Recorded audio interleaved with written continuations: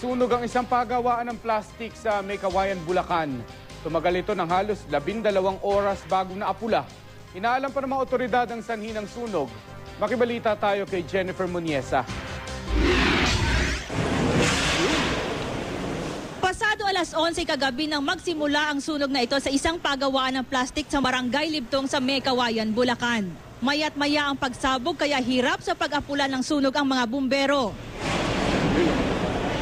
Nahihirapan po kaming i-apulahin yung apoy dahil nga ang mga nasusunog ay mga plastic, kaya ang ginagamit lang natin na pamatay sunog ay tubig lamang po.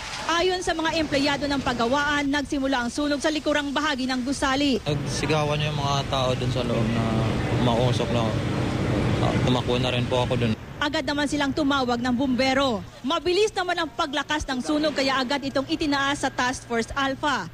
Sa kabila ng pagresponde ng mahigit 20 truck na bumbero, di pa rin agad na apula ang apoy. Bago mag-alas 7 ng umaga na nang idineklarang contained ang sunog.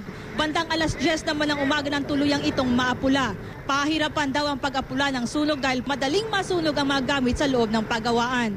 Jennifer Muniesa, Nagbabalita, Pilipinas.